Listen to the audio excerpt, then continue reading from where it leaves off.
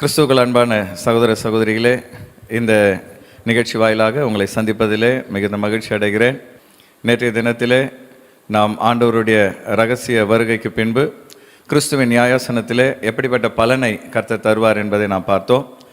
7 வருடங்கள் மத்திய ஆகாயத்திலே கிறிஸ்துவோடு கூட நாம் இருக்கிற வேளையிலே அந்த 7 வருஷத்தின் நிறைவிலே ஆட்டுக்குட்டியானவருடைய கல்யாணம் நடைபெறும். வேதத்திலே இந்த கல்யாணத்தை குறித்து வெளிப்படுத்தின விசேஷத்திலே தெளிவாக சொல்லப்பட்டிருக்கிறதை நாம் பார்க்கிறோம். உலகத்தில் இதுவரை நடந்த அத்தனை திருமணங்களை விட விசேஷமானதாக இந்த திருமணம் காணப்படும். இந்த திருமணத்தை குறித்து வேதம் என்ன சொல்கிறது என்பதை நாம் இன்றைக்கு பார்க்க இருக்கிறோம்.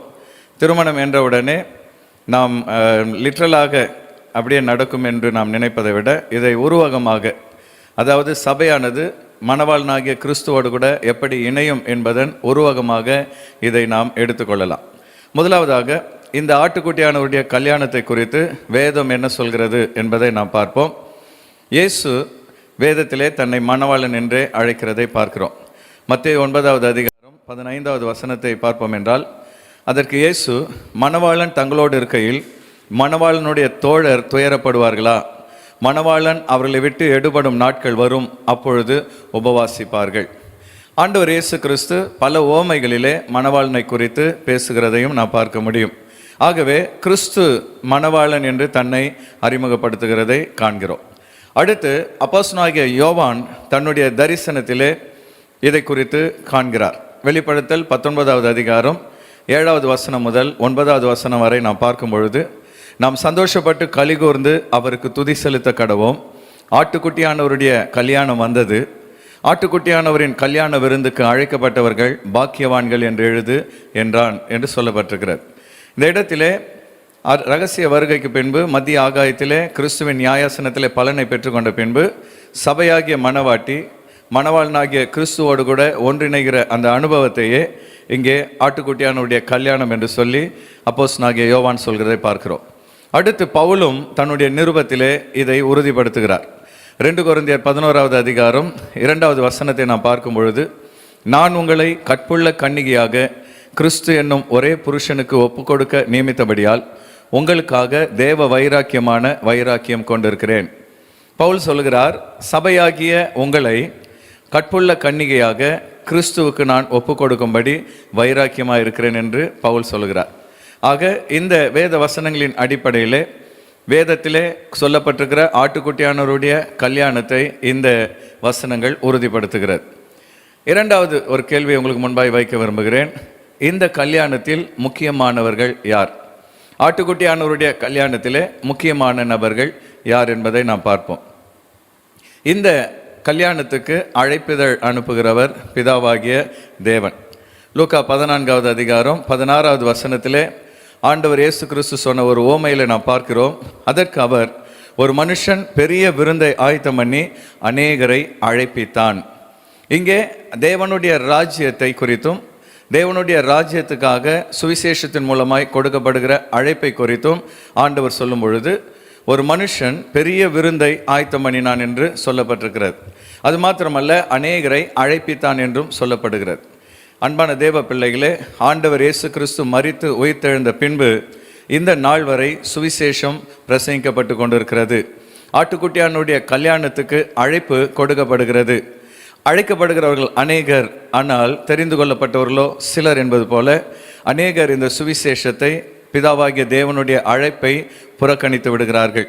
ஆனால் விசுவாசிகளாகிய நாம் அந்த அழைப்பை ஏற்றதினால தான் இன்றைக்கு ஆட்டுக்குட்டியானுடைய கல்யாணத்துக்கு ஆயத்தப்படுத்தி கொண்டு இருக்கிறோம். அடுத்து இந்த கல்யாணத்தை நடத்தி வைக்கிறவர் யார் என்று பார்ப்பீர்கள் என்றால், கல்யாணத்தை நடத்துகிறவரும் பிதாவாகிய தேவனே. மத்தேயு 22வது அதிகாரம் 2வது வசனத்திலே ஆண்டவர் இயேசு கிறிஸ்து ஒரு ஓமையை சொல்லும் பொழுது, பரலோக ராஜ்யம் தன் குமாரனுக்கு கல்யாணம் செய்த ஒரு ராஜாவுக்கு ஒப்பாயிருக்கிறது. இங்கே பரலோக ராஜ்யத்தை ஆண்டவர் தன் குமாரனுக்கு கல்யாணம் செய்கிற ஒரு ராஜாவினுடைய செய்கைக்கு ஒப்பாக இயேசு கிறிஸ்து சொல்கிறதை பார்க்கிறோம். ஒரு ராஜா தன் குமாரனுக்கு கல்யாணம் செய்து வைத்தது போல தன்னுடைய குமாரனாகிய இயேசு கிறிஸ்துவுக்கு ராஜாதி ராஜாவாகிய பிதாவாகிய தேவன் மத்திய ஆகாயத்திலே நடத்தி வைக்கிற கல்யாணத்தை குறித்து நாம் பார்க்கிறோம். ஆக இந்த கல்யாணத்துக்கு அழைப்பிதழ் கொடுப்பவரும் தேவன், அதை நடத்தி வைக்கிறவரும் தேவன். அடுத்து இந்த கல்யாணத்தில் இன்னொரு முக்கியமான நபர் யார் என்று பார்க்கும் பொழுது மணவாளனாகிய இயேசு கிறிஸ்து. லூக்கா 5:34 நாம் ஏற்கனவே பார்த்தது போல, அதற்கு அவர், மணவாளன் தங்களோடு இருக்கையில் மணவாளனுடைய தோழர்களை நீங்கள் உபவாசிக்க செய்யக்கூடுமா என்று கேட்பதை பார்க்கிறோம். இங்கே ஆண்டவர் இயேசு கிறிஸ்து தன்னை மணவாளன் என்று சொல்கிறதை நாம் தெளிவாய் காண்கிறோம். அப்படி என்றால் அன்பான தேவ பிள்ளைகளே, ஆண்டவர் இயேசு கிறிஸ்து நம்முடைய மணவாளனாக ஆயத்தமாகி கொண்டிருக்கிறார். இந்த கல்யாணத்தில் மணவாட்டி யார் என்று பார்க்கும் பொழுது தெளிவாக நமக்கு தெரியும், மணவாட்டி சபையே. எபேசியர் 5வது அதிகாரம் 32, 33 வசனங்களை நான் பார்க்கிறோம். அந்த அதிகாரத்திலே கணவன் மனைவிக்கு இருக்க வேண்டிய அன்பை குறித்து பவுல் சொல்லி கொண்டு வரும்பொழுது கடைசியாக அவர் சொல்கிறார், இந்த ரகசியம் பெரியது, நான் கிறிஸ்துவை பற்றியும் சபையை பற்றியும் சொல்லுகிறேன் என்று சொல்லுகிறார். அப்போ கணவன் மனைவிக்குள் இருக்கிற அந்த அன்பை குறித்து சொல்லும் பொழுது பவுல் அதை ரகசியம் என்று சொல்வது மாத்திரமல்ல, நான் கிறிஸ்துவை பற்றியும் சபையை பற்றியும் சொல்லுகிறேன் என்று சொல்வதிலிருந்து நாம் நன்றாய் புரிந்து கொள்ள முடியும், சபையே மணவாட்டி, கிறிஸ்துவே மணவாளனாக இருக்கிறார். அது மாத்திரமல்ல, தொடர்ந்து 33வது வசனத்தில் அவர் சொல்கிறார், எப்படியும் உங்களிலும் அவனவன் தன்னிடத்தில் அன்பு கூறுவது போல தன் மனைவியினிடத்திலும் அன்பு கூற கடவன். ஆக அன்பான தேவ பிள்ளைகளே, சபையாகிய மணவாட்டி மணவாளனாகிய கிறிஸ்துவுக்காக ஆயத்தமாகி கொண்டிருக்கிறது. இந்த மணவாட்டி சபையை மணவாளனாகிய இயேசு கிறிஸ்துவின் கையிலே பிடித்து கொடுப்பவர் சபையின் ஊழியரே. நாம் கிறிஸ்துவ திருமணங்களை பார்க்கிறோம், மணப்பெண்ணுடைய தகப்பன் மணமகன் கையில் பிடித்து கொடுப்பது போல சபையாகிய மணவாட்டியை மணவாளனாகிய இயேசுவின் கையிலே பிடித்து கொடுத்து போவது அந்த சபையின் ஊழியரே. 2 கொரிந்தியர் 11வது அதிகாரம் 2வது வசனத்தில் நாம் பார்க்கிறோம், நான் உங்களை கற்புள்ள கன்னிகையாக கிறிஸ்து என்னும் ஒரே புருஷனுக்கு ஒப்பு கொடுக்க நியமித்தபடியால் உங்களுக்காக தேவ வைராக்கியம் கொண்டிருக்கிறேன் என்று பவுல் சொல்லுகிறார். அப்படி என்றால் சபையாகிய மணவாட்டியை சபையை நடத்துகிற ஊழியக்காரன் ஆண்டவருடைய வருகையின் பொழுது மத்திய ஆகாயத்திலே கரம் பிடித்து கிறிஸ்துவின் கையிலே ஒப்பு கொடுக்க வேண்டும். அதனால்தான் ஒரு சபையினுடைய ஊழியக்காரனுடைய பொறுப்பு மிகவும் முக்கியமானது. வேதத்திலே பல இடங்களில் நாம் பார்க்கிறோம், சபையின் ஊழியக்காரர்கள் சபையை குறித்து கர்த்தருக்கு கணக்கு கொடுக்க வேண்டும் என்பதனால் அவர்கள் சபையை குறித்து கண்ணும் கருத்துமாக இருக்க வேண்டும் என்று நாம் பார்க்கிறோம். அது மாத்திரமல்ல, சபை விசுவாசிகள் ஊழியக்காரனுடைய வார்த்தைக்கு கீழ்ப்படிந்து ஆண்டவருடைய வருகைக்கு தங்களை ஆயத்தப்படுத்த வேண்டும் என்றும் நாம் அறிகிறோம். ஆக அன்பான தேவ பிள்ளைகளே, பிதாவாகிய தேவன் நடத்த போகிற அந்த பிரம்மாண்டமான கல்யாணத்திலே பங்கெடுக்கிறவர்கள் பாக்கியவான்கள். ஆயத்தமாயிருக்கிற சபை நிச்சயமாக மணவாளனாகிய இயேசுவின் கரத்தை பிடித்து அவரோடு கூட ஐக்கியப்படும் சங்கமமாகும் என்பதிலே சந்தேகமில்லை. 3வதாக, இந்த கல்யாணத்தின் நிச்சயதார்த்தம் எப்பொழுது நடந்தது? பொதுவாக யூதர்களுடைய திருமண வழிமுறைகளை பார்க்கும் பொழுது இயேசு கிறிஸ்துவினுடைய வருகை மற்றும் அவருடைய ஆட்டுக்குட்டியானுடைய கல்யாணம் இவைகளை அது ஒத்திருக்கிறதை நாம் பார்க்க முடியும். யூதர்களுடைய கல்யாணம் 3 நிலைகளிலே நடக்கும். முதல் நிலை நிச்சயதார்த்த நிலை. அந்த நிச்சயதார்த்த நிலையிலே மணவாளன் மணவாட்டியை எப்படி நிச்சயம் பண்ணுவான் என்பதை பார்க்கும் பொழுது வேத வசனம் சொல்கிற வசனங்களின் மூலமாக நாம் அதை பார்க்க முடியும். முதலாவதாக, மணவாட்டி தேர்ந்தெடுக்கப்படுகிறார். மணவாளனுடைய தகப்பனோ அல்லது எலியேசர் போல மணவாளன் வீட்டில் இருக்கிற முக்கியமான நபரோ அந்த மணவாளனுக்கு ஏற்ற மணவாட்டியை தேடி கண்டுபிடிக்கிறார்கள்.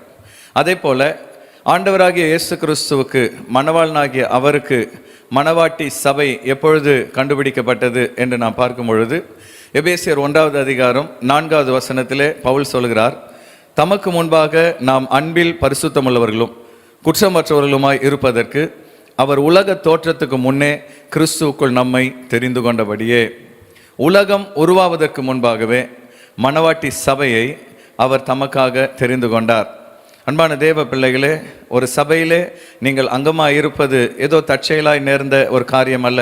It is not accident that you are an member of a church. உலக தோற்றத்துக்கு முன்பாகவே கர்த்தர் உங்களை தெரிந்தெடுத்திருக்கிறார்.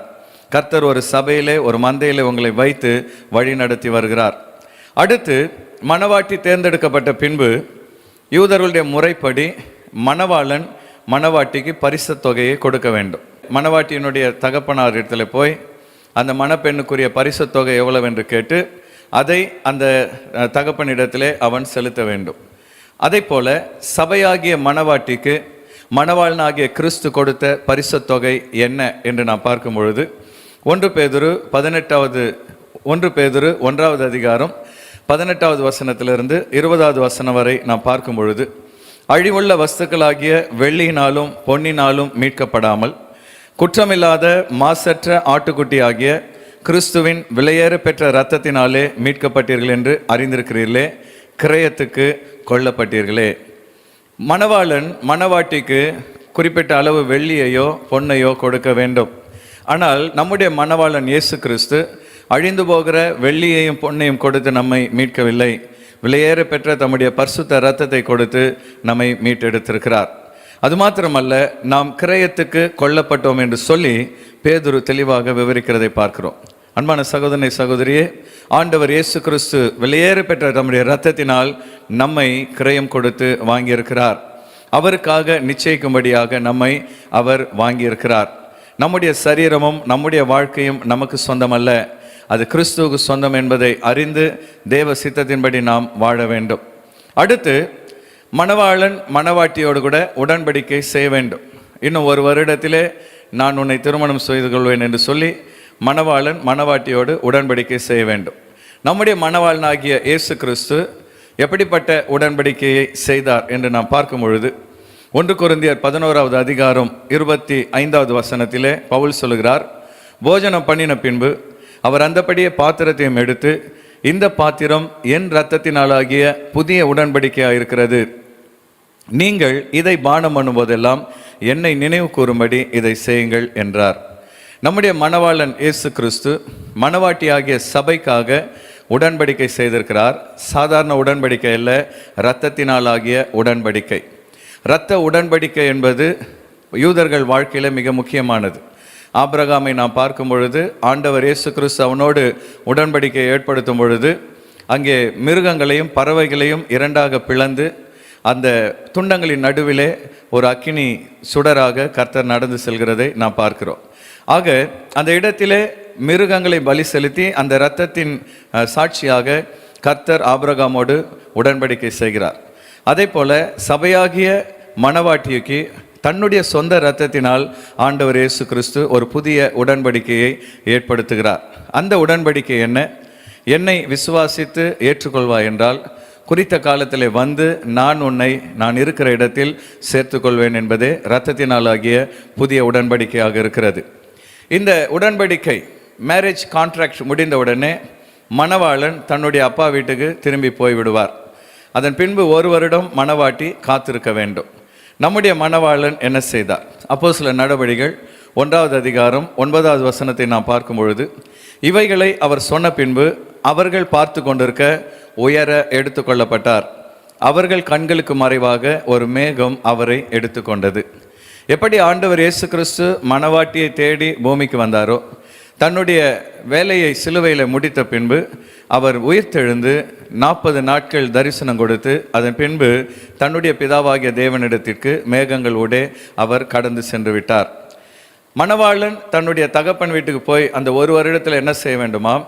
தன்னுடைய எதிர்கால மனைவிக்காக ஒரு இடத்தை ஆயத்தப்படுத்த வேண்டும். இஸ்ரவேல் தேசத்துக்கு நீங்கள் போவீர்கள் என்றால் அங்கே இருக்கிற வீடுகள் அமைப்பை பார்ப்பீர்கள் என்றால் ஆச்சரியமாக இருக்கும். கீழே தரைத்தளத்திலே தாய் தகப்பன் இருப்பார்கள். முதல் தளத்திலே மூத்த மகன், 2வது தளத்திலே 2வது மகன். சில வீடுகளில் பில்லர் மட்டும் போட்டுவிட்டு நிறுத்தி வைத்திருப்பார்கள். ஏன் என்று நீங்கள் விசாரிப்பீர்கள் என்றால் அவர்கள் சொல்வார்கள், 3வது மகனுக்கு இன்னும் திருமணம் ஆயத்தமாகவில்லை. எப்பொழுது திருமணம் நிச்சயிக்கப்படுகிறதோ அதன் பின்பு தகப்பன் தன்னுடைய மகனுக்கு அந்த 3வது இடத்தை கட்ட துவங்குவார். அதே போல நம்முடைய மணவாளனாகிய இயேசு கிறிஸ்து இந்த பூமிக்கு வந்து தம்முடைய இரத்தத்தினால் உடன்படிக்கை செய்த பின்பு இப்பொழுது தன்னுடைய பிதா வீட்டுக்கு சென்று மணவாட்டிக்காக என்ன செய்து கொண்டிருக்கிறார்? வேதத்திலே யோவான் எழுதின சுவிசேஷம் 14வது அதிகாரம் 2வது வசனத்திலே சொல்லப்பட்டிருக்கிறது, என் பிதாவின் வீட்டில் அநேக வாசஸ்தலங்கள் உண்டு, அப்படி இல்லாதிருந்தால் நான் உங்களுக்கு சொல்லியிருப்பேன், ஒரு ஸ்தலத்தை உங்களுக்காக ஆயத்தம் பண்ண போகிறேன். இயேசு கிறிஸ்து திட்டமும் தெளிவுமாக சொல்கிறார், நான் போய் உங்களுக்காக ஒரு ஸ்தலத்தை ஆயத்தம் பண்ணுவேன். அதன் பின்பு நான் இருக்கிற இடத்தில் நீங்களும் இருக்கும்படி திரும்ப வருவேன் என்று கர்த்தர் வாக்களிக்கிறதை பார்க்கிறோம். ஆக இந்த நிச்சயதார்த்த நிலையிலே பிதாவாகிய தேவன் தன்னுடைய மகனுக்கு மணவாட்டியை தேர்ந்தெடுக்கிறார். அதன் பின்பு தன்னுடைய மகனை அனுப்பி நிச்சய உடன்படிக்கைக்காக பரிசு தொகையை கொடுத்து உடன்படிக்கை ஏற்படுத்திவிட்டு திரும்பி வரவழைக்கிறார். அதன் பின்பு திருமண காலம் வரை மணவாளன் தன் மணவாட்டிக்காக ஒரு ஸ்தலத்தை ஆயத்தம் பண்ணுகிறார். நான்காவதாக, ஆட்டுக்குட்டியானவருடைய கல்யாணம் எப்படி நடக்கும்? முதல் நிலையிலே நிச்சயதார்த்த நிலையை நாம் பார்த்தோம். இரண்டாவது நிலை இரகசிய வருகை, ஆண்டவருடைய கல்யாண நிலையாகும். இந்த இரகசிய வருகையின் பொழுது என்ன நடக்கும் என்பதை நாம் ஏற்கனவே பார்த்திருக்கிறோம். இரகசிய வருகைக்கு முன்பாக மணவாட்டி தன்னை அலங்கரித்து ஆயத்தமாகிறாள். வெளிப்படுத்தின விசேஷம் 19வது அதிகாரம் 7வது வசனத்தை பார்க்கும் பொழுது, நாம் சந்தோஷப்பட்டு களிகூர்ந்து அவருக்கு துதி செலுத்த கடவோம். ஆட்டுக்குட்டியானவருடைய கல்யாணம் வந்தது, அவருடைய மனைவி தன்னை ஆயத்தம் பண்ணினாள் என்று சொல்ல கேட்டேன். இந்த இடத்திலே மணவாளன் எப்படி மணவாட்டிக்காக ஒரு இடத்தை ஆயத்தம் பண்ணுகிறாரோ, அதே போல அந்த திருமண நாட்கள் வரை மணவாட்டி தன்னை ஆயத்தப்படுத்த வேண்டும். அந்த வெட்டிங் கான்ட்ராக்டில் மணவாளனுக்கு எது பிடிக்கும் எது பிடிக்காது என்று எழுதியிருப்பார்களாம். அதை மணவாட்டியின் கையில் கொடுத்து விட்டு செல்வார்களாம். அந்த ஒரு வருட காலத்திலே அவள் அந்த உடன்படிக்கையை வாசித்து தன் புருஷனுக்கு ஏற்ற விதத்தில் தன்னை ஆயத்தப்படுத்துவாளாம். அதே போல் நம்முடைய மணவாளனாகிய இயேசு கிறிஸ்து நம்முடைய கையில் ஒரு உடன்படிக்கை கான்ட்ராக்டை கொடுத்திருக்கிறார்.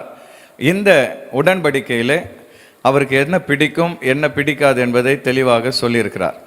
மணவாட்டி எப்படி மணவாளனுக்காக தன்னை ஆயத்தப்படுத்துகிறாளோ, அதே போல் சபையானது இந்த வேதத்தை வாசித்து தேவனுக்கு பிரியமில்லாத காரியங்களை விட்டுவிட்டு அவருக்கு பிடிக்கிற விதத்திலே தன்னை மாற்றிக்கொள்ள வேண்டும். மணவாட்டி எப்படி தன்னை அலங்கரிக்கிறாளோ, அதே போல சபை பரிசுத்த அலங்காரத்தினால் தன்னை அலங்கரித்து கொள்ள வேண்டும். எஸ்தர் திருமணத்துக்காக ஆயத்தப்படும் பொழுது அவள் 1 வருடம் சுத்திகரிக்கப்பட்டாள் என்று நாம் பார்க்கிறோம். பலவிதமான வாசனை திரவியங்களால் சுத்திகரிக்கப்பட்டு அழகான வஸ்திரங்கள் உடுத்தப்பட்டு விலையேற பெற்ற நகைகளை அவள் அணிந்து ஆகாஸ்வேரு ராஜாவுக்கு முன்பாக அவள் பிரவேசிக்கிறாள். அதே போல அன்பான தேவ பிள்ளைகளே, சபையானது கிறிஸ்துவின் வருகைக்கு முன்பாக தன்னை பரிசுத்தப்படுத்தி சுத்திகரித்து ஆண்டவர் இயேசு கிறிஸ்துவின் வார்த்தையினாலும் அவருடைய இரத்தத்தினாலும் தன்னை கழுவி பரிசுத்த ஆவியினால் தன்னை பரிசுத்தப்படுத்தி கொள்ள வேண்டும். அது மாத்திரமல்ல, நீதி என்கிற வஸ்திரத்தை தரித்து திருமணத்துக்காக ஆயத்தமாக வேண்டும். எல்லாவற்றுக்கும் மேலாக எப்படி எஸ்தர் ராஜாத்தி தன்னை அலங்கரித்தாலோ அதே போல பரிசுத்த அலங்காரத்தினால் சபை தன்னை அலங்கரிக்க வேண்டும். இந்த மணவாட்டி ஆயத்தமான பின்பு மணவாளன் பெண்ணை அழைப்பதற்கு மணவாளனுடைய தகப்பன் மணவாளனை அனுப்பி வைக்கிறார். சபை ஆயத்தமான பின்பு கரைதிரை அற்றதாக தன்னை தயார் செய்து கொண்ட பின்பு ஒரு நாள் மணவாளன் வருகிறார் என்கிற சத்தம் கேட்கும். 1 தெசலோனிக்கேயர் 4வது அதிகாரம் 16வது வசனத்திலே, ஏனெனில் கர்த்தர்தாமே ஆரவாரத்தோடும் பிரதான தூதனுடைய சத்தத்தோடும் தேவ எக்காலத்தோடும் வானத்திலிருந்து இறங்கி வருவார் என்று சொல்லப்பட்டிருக்கிறது. மணவாளன் தன் மணவாட்டியை கைப்பிடிக்கும்படி ஊர் எல்லை வரை வருவார். அப்பொழுது மணவாளன் வந்துவிட்டார் என்று சொல்லி மணவாளனுடைய தோழர்கள் சத்தமிட்டு சொல்வார்கள். அந்த சத்தத்தை கேட்டவுடனே மணவாட்டிக்கு தகவல் செல்லும், மாப்பிள்ளை ஊருக்கு வந்துவிட்டார் ஆயத்தமாக என்று சொல்லி உடனடியாக மணவாட்டி ஆயத்தமாவாள். அதே போல ஆண்டவர் இயேசு கிறிஸ்து பூமிக்கு வராமல் மத்திய ஆகாயத்திலே அவர் வந்து எக்கால சத்தத்தோடு தன்னுடைய வருகையை வெளிப்படுத்துவார். அப்பொழுது பூமியில் ஆயத்தமாயிருக்கிற மணவாட்டி தன் மணவாளனை சந்திக்கும்படி எதிர்கொண்டு செல்வாள். பழைய ஏற்பாட்டில் இன்னொரு சம்பவத்தை நாம் பார்க்கிறோம். ஈசாக்குக்கு மணப்பெண்ணை தேடும்படி எலியேசர் செல்கிறார். அந்த மணப்பெண்ணாகிய ரெபேக்காளுடைய சம்மதத்தை கேட்ட பின்பு பரிசு தொகையை மணப்பெண்ணுடைய தகப்பனாரிடத்தில் எலியேசர் கொடுத்த பின்பு மணவாட்டியை அழைத்து கொண்டு வருகிறார். மணவாட்டி ஊருக்கு வெளியில் வரும்பொழுது அங்கே ஈசாக்கு தியானத்திலே ஊருக்கு வெளியில் இருக்கிறார். அப்படி என்றால் எப்படி ஈசாக்கு ஊருக்கு வெளியிலே தன்னுடைய மணவாட்டியை சந்தித்தாரோ அதே போல ஆண்டவர் இயேசு கிறிஸ்து மணவாட்டியாகிய சபையை மத்திய ஆகாயத்திலே சந்திப்பார். அதன் பின்பு ஈசாக்கு தன்னுடைய தாயின் கூடாரத்துக்கு ரெபேக்காலை அழைத்து கொண்டு சென்றார் என்பது போல கர்த்தர் நம்மை அவரோடு கூட அழைத்து கொண்டு செல்வார். இந்த இடத்திலே மணவாளனுடைய சத்தத்தை கேட்டவுடனே மணவாட்டி மணவாளனுக்கு எதிர்கொண்டு செல்ல வேண்டும். மத்தேயு 25வது அதிகாரம் 6-7 வசனங்களிலே புத்தியுள்ள கன்னிகைகளை குறித்த உவமையிலே கர்த்தர் இதை விவரிக்கிறார். நடுராத்திரியிலே இதோ மணவாளன் வருகிறார், அவருக்கு எதிர்கொண்டு போக புறப்படுங்கள் என்ற சத்தம் உண்டாயிற்று. அப்பொழுது அந்த கன்னிகைகள் எல்லாரும் எழுந்து தங்கள் தீவட்டிகளை ஆயத்தப்படுத்தினார்கள். மணவாளன் வந்துவிட்டார் என்ற சத்தத்தை கேட்டவுடனே அவர்கள் தங்களை ஆயத்தப்படுத்தி மணவாளனுக்கு எதிர்கொண்டு செல்கிறார்கள். அதன் பின்பு மத்திய ஆகாயத்திலே சபை மணவாளனாகிய கிறிஸ்துவின் கையை பிடிக்கும். 1 தெசலோனிக்கேயர் 4வது அதிகாரம் 17வது வசனத்தில் நாம் பார்க்கிறோம், பின்பு உயிரோடு இருக்கும் நாமும் கர்த்தருக்கு எதிர்கொண்டு போக மேகங்கள் மேல் அவர்களோடு கூட ஆகாயத்தில் எடுத்துக்கொள்ளப்பட்டு இவ்விதமாய் எப்பொழுதும் கர்த்தருடனே கூட இருப்போம். மத்திய ஆகாயத்திலே மணவாளனாகிய இயேசு கிறிஸ்துவை சபை நேருக்கு நேர் சந்தித்து அவருடைய கரத்தை பிடிக்கும். அது மாத்திரமல்ல, திருமணம் முடிந்த பின்பு 3வது நிலை விருந்து. இந்த விருந்து மிக பிரம்மாண்டமாக நடத்தப்படும்.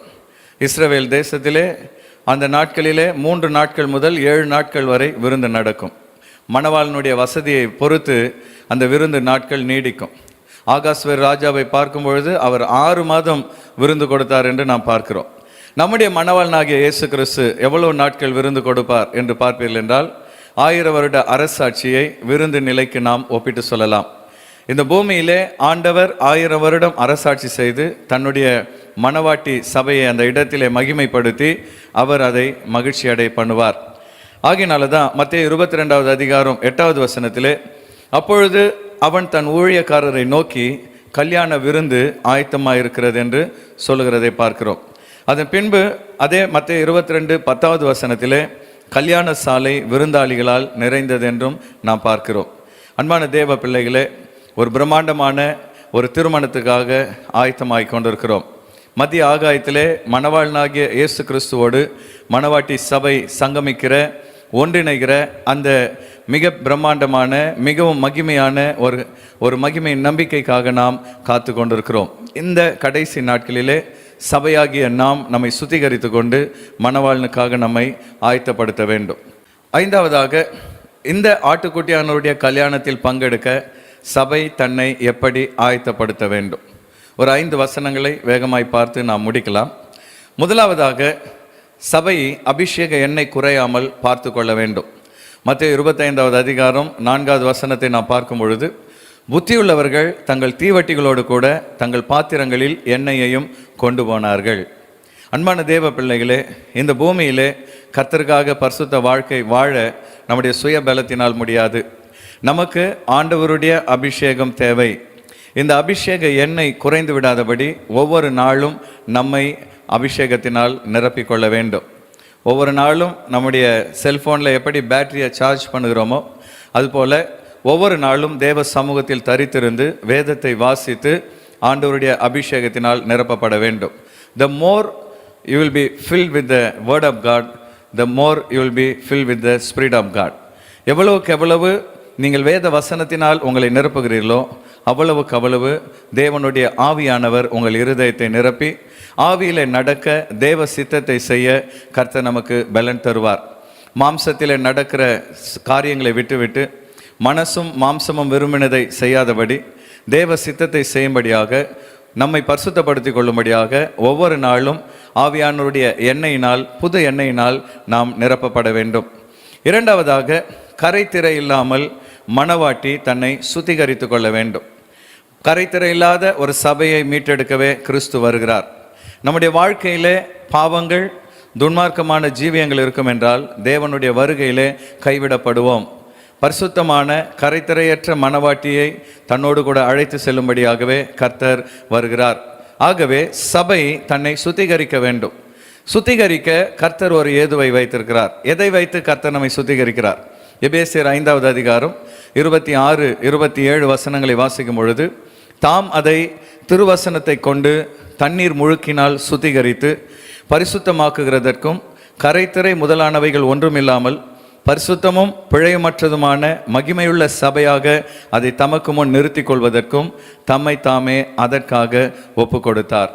அன்பான தேவ பிள்ளைகளே, திருவசனத்தை கொண்டு கர்த்தர் தம்முடைய மனவாட்டியை பரிசுத்தப்படுத்தி கொண்டிருக்கிறார்.